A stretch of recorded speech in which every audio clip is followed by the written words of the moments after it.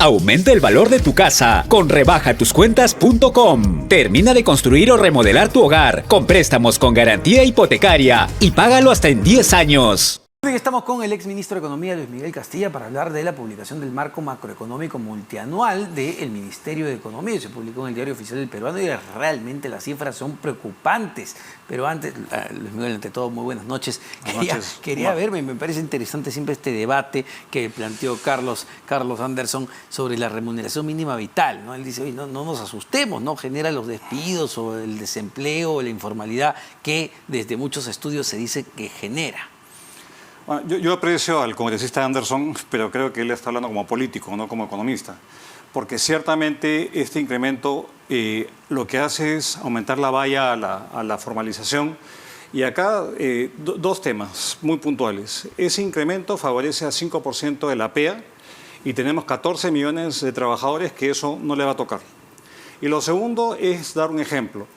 Los trabajadores que trabajan en el régimen agrario tienen una remuneración que está indexada a la RMB, una beta del RMB. Entonces, creo que se subestima el impacto que debe tener este tipo de incrementos salariales y se piensa que se puede mejorar los salarios por decreto. Es algo que está internalizado en el ADN de los políticos y sabemos que no funciona así. Entonces, creo que hay que hacer todo lo posible para aumentar la productividad y que la economía crezca. Para poder pensar en incrementos en el salario mínimo. Ahora, justamente para entrar en el tema económico, ¿no? Lo que se publica hoy en el marco macroeconómico es un crecimiento, permítame la palabra, mediocre, francamente, para una economía como la peruana, de 1,1%, que es lo que proyecta el MEF. Pero incluso cuando uno lee el análisis del Consejo Fiscal, el Consejo Fiscal dice, oye, ese 1,1 es optimista. ¿Así estamos? Sí, yo coincido con las palabras que ha dicho el Consejo Fiscal y con la mayoría de analistas que prevén un crecimiento entre 0,5% y 1%. Y acá creo que tampoco no hay que perder de vista que estamos en pleno niño. Este es un año de shocks, del shock político, el ciclón, estamos en pleno niño y los sectores afectados están viendo los resultados, el agro, la pesca, la construcción son los típicos sectores que se afectan durante un niño. Entonces, creo que esto es lo previsible. Cada vez que hemos tenido un niño, esto ha pasado. El problema en la proyección del MEF que la ha sincerado, y yo creo que eso está bien, es que presume que ya no hay más niños. Y el niño global empieza a fines de año. Claro. Y eso no parece haber sido internalizado del todo, no solamente en la proyección de este año, sino en la proyección del año entrante, donde presume un crecimiento de 3% y la verdad que no queda del todo claro que todo lo que ha anunciado se va, digamos que todos los riesgos que le ponen probabilidades muy bajas ocurran. Entonces, ahí tenemos un tema de sobreoptimismo de parte del Ministerio de Economía, pero también es el rol de un ministro de Economía y de un presidente del Banco Central dar calma. Dar calma, no va a ir a decir que se viene pues, la catástrofe, porque eso no es su rol. Pero claro, ¿no? uno se queda a ver con las declaraciones hoy del ministro de Economía, Alex Contreras, temprano, y ayer el Contralor General de la República prácticamente nos advertía de muerte, destrucción y caos con el fenómeno del niño. Yo creo que una autoridad tiene que ejercer el cargo con un poquito más de ponderación, porque digamos, yo aprecio también mucho al Contralor Nelson Schack, pero ese tipo de discurso, una autoridad que debe velar por el buen uso de los recursos públicos y la legalidad, no se condice, es un anuncio más sensacionalista. Ciertamente hay un problema de baja ejecución y debe llamar a la reflexión, pero decir de que van a haber muertos y que no se ha hecho nada, creo que eso es minimizar la problemática. Ciertamente tenemos que mucho no se ha gastado y si uno desmenuza quién ha recibido el grueso de esos recursos, los gobiernos regionales y locales, pero también entidades como el ANA. El ANA ha recibido casi 1.000 millones de soles y su labor es asegurar de que los ríos no se inunden, descolmatar los ríos y eso no se está haciendo. Entonces yo más bien iría exactamente a aquella medida y entender por qué es que esto no se ha devengado. La respuesta del MEF tampoco me parece que es la apropiada, ¿no? Porque creo que a esta altura del partido, entrando a septiembre, ya ha debido esforzarse en lo que tienen control de asegurar una mayor ejecución, ¿no? pero vamos, que todavía hay alguito de tiempo, no mucho, y sería lamentable que habiendo tenido todo este preaviso y un niño costero que preanunciaba un niño global, no se hayan tomado las medidas del caso. Yo creo que sí, pero probablemente veamos si ha sido insuficiente o no. Pero qué dramático sigue siendo este problema, que entiendo ya es un problema estructural y tú lo conoces muy bien cuando fuiste además viceministro de Hacienda y ministro de Economía, que es la ejecución y la calidad de la ejecución. Es decir, este drama de tener la plata y que esta plata no se materialice en obras, que no se materialice en realmente trabajos de prevención. Es penoso y de hecho, atando el tema de lo que el Contralor anuncia, cuando tuvimos la pandemia, Omar, la mayor corrupción se dio en el sector de salud. Oh. Y ahora Claro. se da también en el manejo de muchos recursos que se han inyectado para las actividades de prevención y mitigación de, digamos, un efecto, digamos, de un desastre como el que estamos ya experimentando en partes del país.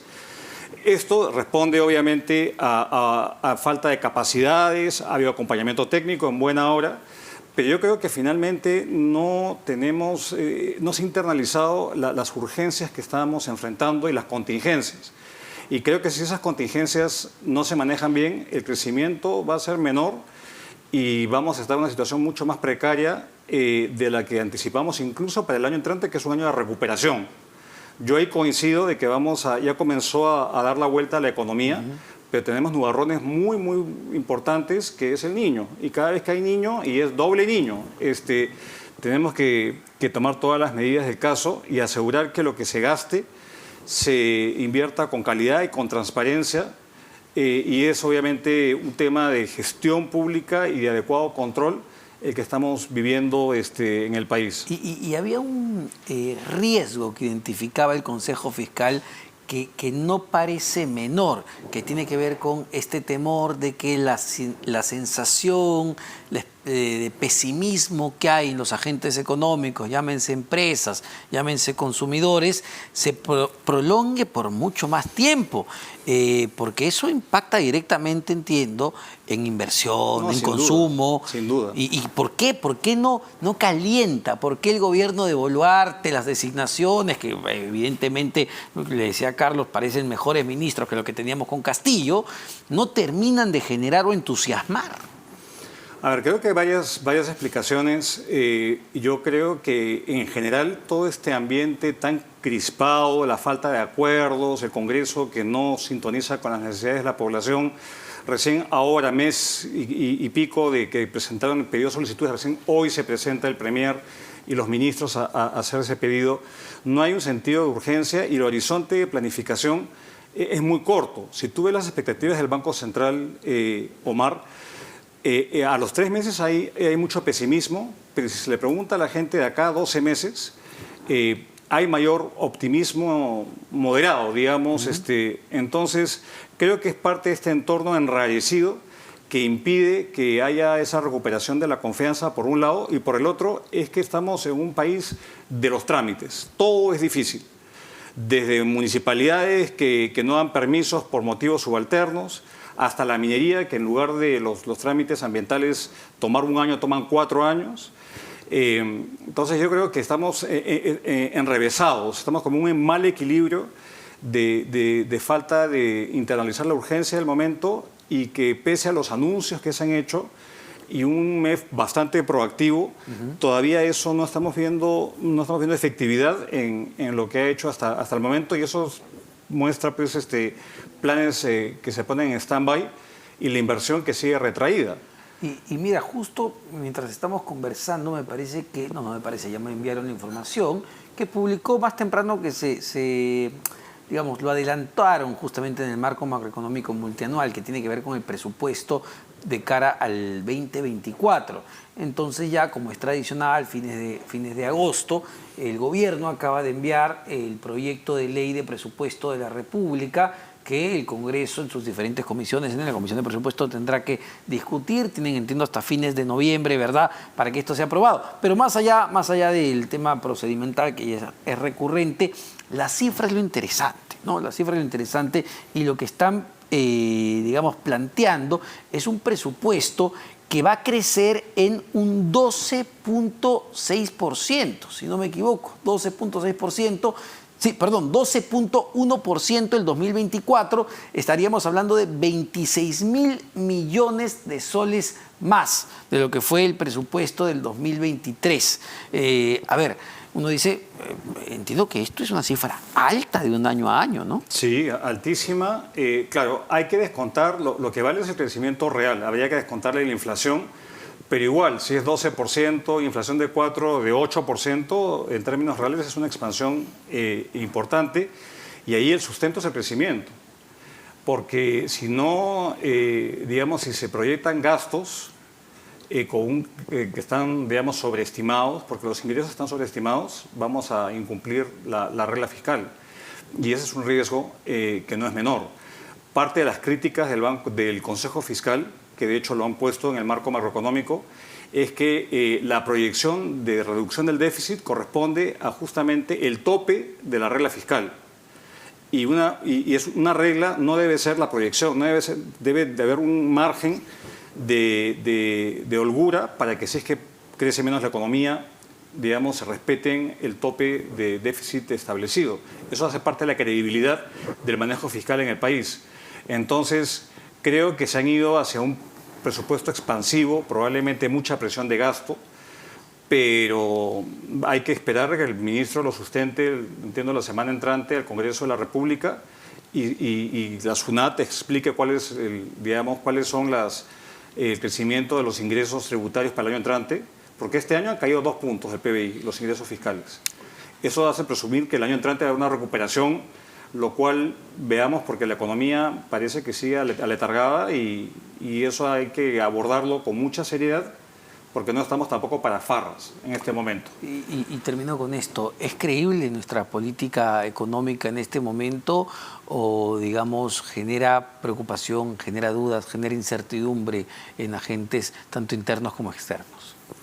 Mira, a ver, la política económica tiene la parte monetaria, que yo creo que no hay ninguna duda, y en la parte fiscal yo creo que hay que estar sentado en esa posición para saber todas las presiones, pero yo creo que ahorita los grandes desafíos que tiene el país son políticos, son institucionales. Los temas que hablabas con Carlos Anderson, un Congreso que le da la espalda al país, un gobierno sin legitimidad, y una población totalmente, digamos, desconfiada de sus autoridades. Y eso aplica a los que invierten, a los que consumen, y yo creo que eso es lo que nos está trabando. Entonces yo creo que la política económica, si uno la mide por la capacidad de pago del país, tenemos la mejor capacidad de pago de la región, de lejos, somos un país altamente solvente, hay un manejo tecnocrático, pero no sé si eso es suficiente para compensar todos los retos políticos y la falta de norte que de hecho frena la recuperación económica, como ciertamente lo estamos discutiendo. Muchísimas gracias, Luis Miguel. Como siempre, Luis Miguel Castilla, exministro de Economía y Finanzas, sobre un panorama bastante preocupante que debería ser el debate de los próximos días, semanas, meses, porque lo que se viene es francamente preocupante con el tema del fenómeno